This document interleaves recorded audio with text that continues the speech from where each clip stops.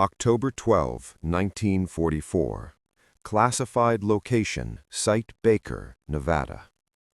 This transcript is from a recovered OSS audio recording. Clearance level, ultra top secret. The tape begins with the sound of heavy chains rattling and a man screaming. Not screaming in pain, but laughing. A low, guttural laugh that doesn't sound human. A calm voice speaks. Subject 4. Reaction to compound V9 is extreme. Heart rate is 180 beats per minute. He has broken the leather restraints. I hit him with a baton, and he just smiled. The sound of a bone snapping echoes on the tape. Doctor, get back. He's loose. Gunshots. Then silence. The voice returns.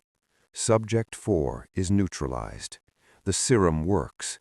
It removes humanity. Now we just need men crazy enough to survive it. 3 months later. January 1945. Leavenworth Military Prison, the psychiatric ward. The OSS needed a team to infiltrate Berlin and kill the creators of a new biological weapon. They couldn't send rangers. They needed monsters. Captain Thomas Miller stood in the damp basement corridor. He walked past 4 steel cells. In cell 1 was the butcher, Kowalski, a giant from Chicago who had beaten 3 MPs to death with his bare hands. He sat in the corner, staring at the wall, motionless like a statue of granite. In cell 2 was Twitch, an arsonist who heard voices. He was scratching symbols into the concrete floor with his fingernails until they bled. In cell 3 was Silence, a Native American tracker who collected ears. And in cell 4, Sergeant Frank Castle, a sociopath with a Medal of Honor. The doctor whispered, "Physically they are ready, but once we inject them with V9, they won't be men anymore. They will be biological weapons." The flight to Germany was a nightmare. Inside the C-47 transport plane, the 4 men were strapped into jump seats. They had been injected with the V9 serum 1 hour ago. The drug was hitting them. Kowalski's eyes were completely dilated. His pupils swallowed the iris. He was breathing like a steam engine. He gripped the steel frame of the seat, and the solid metal began to bend and twist under his fingers like clay. Twitch was giggling, looking out the window. "I see them," he whispered. "The angels are burning." Castle looked at the captain with dead shark-like eyes. "Captain," Castle said, his voice robotic, "my heart is beating too fast. I can hear your heart, too. It's loud." "It's the serum. Focus. Kill everyone in the bunker." "Kill everyone," Castle repeated. Logical. The red light turned green. "Go! Go! Go!" They didn't jump like soldiers. They jumped like stones. They plummeted into the freezing darkness over the outskirts of Berlin. The wind chill was minus 30 degrees, but they didn't feel it. The V9 serum kept their blood boiling. They landed in a snow-covered forest. Kowalski hit a tree. He fell 20 feet and hit the frozen ground with a thud that would have shattered a normal man's spine. He stood up instantly. He shook the snow off like a bear. He didn't even grunt. The pain receptors in his brain were disconnected. Captain Miller checked his watch. 0200 hours. We moved to the perimeter. Suddenly, an Alsatian dog barked. A German patrol, 5 men, emerged from the trees. "Halt! Wer da?" the German sergeant shouted, raising his MP-40. Standard procedure was to take cover. The sleepwalkers didn't take cover. Kowalski stepped out into the open. He wasn't holding a gun. He was empty-handed. To him, the Germans didn't look like men. Under the influence of the drug, they looked like glowing red targets. The sound of their blood pumping was deafening to his heightened senses. "Loud," Kowalski rumbled. "Too loud." The Germans fired. Rat-tat-tat-tat-tat. Bullets struck Kowalski in the chest. Puffs of dust and blood exploded from his jacket. He took a step back. He looked down at the holes in his chest. He frowned. He didn't fall. He didn't scream. He roared. It was a sound that made the woods shake. He charged. He covered 20 yards in 3 seconds. He grabbed the first German soldier by the neck. With one hand, he lifted the man into the air and crushed his windpipe.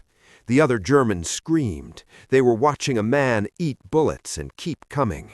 This wasn't war. This was a horror movie. Bullets struck Kowalski in the chest. Puffs of dust and blood exploded from his jacket. He took a step back. He looked down at the holes in his chest. He frowned. He didn't fall. He didn't scream. He roared. It was a sound that made the woods shake. He charged. He covered 20 yards in 3 seconds. He grabbed the first German soldier by the neck. With one hand, he lifted the man into the air and crushed his windpipe. The other Germans screamed. They were watching a man eat bullets and keep coming. This wasn't war. This was a horror movie. 0400 hours, the suburbs of Berlin. The squad moved out of the forest and into the ruins. Allied bombers had turned the city into a skeleton. Buildings were hollowed out, their ribs of steel pointing at the sky. Fires burned uncontrollably in the distance. To Captain Miller, it looked like hell. But to the sleepwalkers, under the influence of W9, it looked different. The drug was shifting phases. The adrenaline rush was turning into psychosis. Twitch stopped in the middle of the street. He was staring at a burning bakery. "Look at them, Captain," Twitch whispered, pointing at the flames. "The dancers, they are so beautiful." Miller looked. There was nothing but fire. But Twitch saw figures made of plasma dancing in the heat. He reached out his hand to touch the fire, giggling. Miller grabbed him. "Focus, soldier. Keep moving." Twitch blinked. His eyes were wild. "But they want to play, sir. We should burn the rest of the block so they have more room to dance."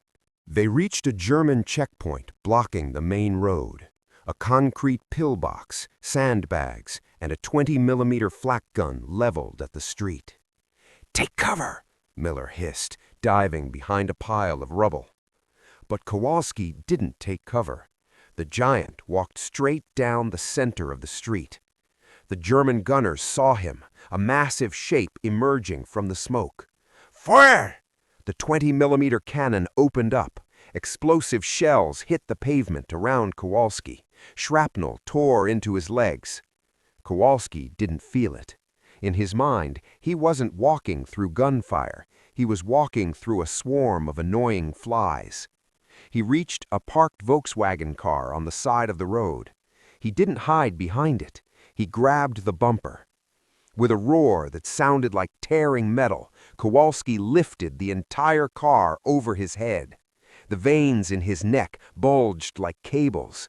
The W9 serum was pushing his muscles beyond the breaking point of human anatomy. He threw the car. It tumbled through the air and smashed into the German pillbox, crushing the gun crew instantly. Silence, the tracker, moved through the ruins on the flank. He found a sniper hiding on a second-floor balcony. Silence didn't use his knife this time. He used his hands. He grabbed the sniper from behind, but he didn't snap his neck. He held him. Silence was hallucinating too. He looked at the German's face, but he didn't see a Nazi. He saw the face of the Japanese soldier who had killed his squad years ago. The rage took over. Silence began to dismantle the man. Captain Miller looked away. He had seen war, but he had never seen anything like this. It wasn't killing. It was surgery without anesthesia. When Silence was done, he dropped the body off the balcony.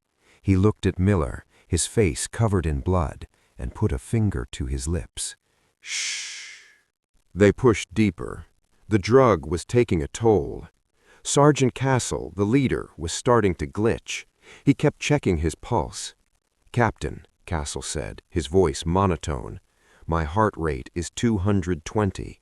My blood is becoming thick. I can feel it turning into sludge. Stay with me, Frank, Miller pleaded. We are almost there. The intelligence says the entrance is the U-Bahn station, Friedrichstrasse.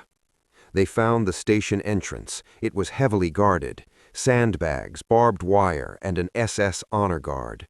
This wasn't just a subway station. It was the gateway to Oberfuhrer Steiner's underground laboratory. How do we get in? Miller asked. Castle looked at the guards. He adjusted his helmet. We knock, Castle said. Twitch, Castle ordered, make a door. Twitch smiled. He pulled a satchel charge, 20 pounds of C4. He didn't run to the door. He ran to the wall next to the door. Knock, knock. Boom. The explosion didn't just open the wall. It brought down the entire facade of the building above it. Tons of brick and concrete rained down on the SS guards. They walked into the dust cloud. The surviving Germans were coughing, blinded, buried in rubble. Castle walked through the fog like the Grim Reaper. He held a pistol in each hand.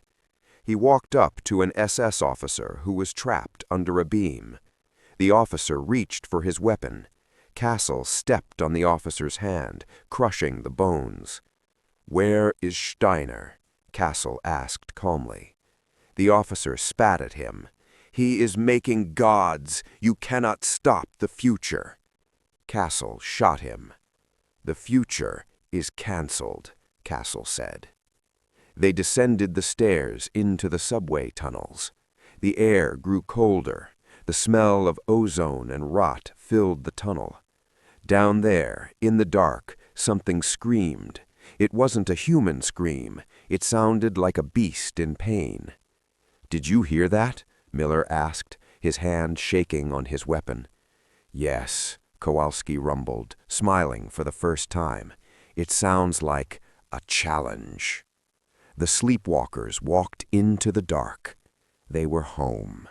They moved through the subway tunnels until the tracks ended at a massive blast door marked with the SS runes and a biohazard symbol. Castle didn't knock this time. He looked at the electronic lock. He punched the keypad until it shattered, then ripped the wires out with his bare hands.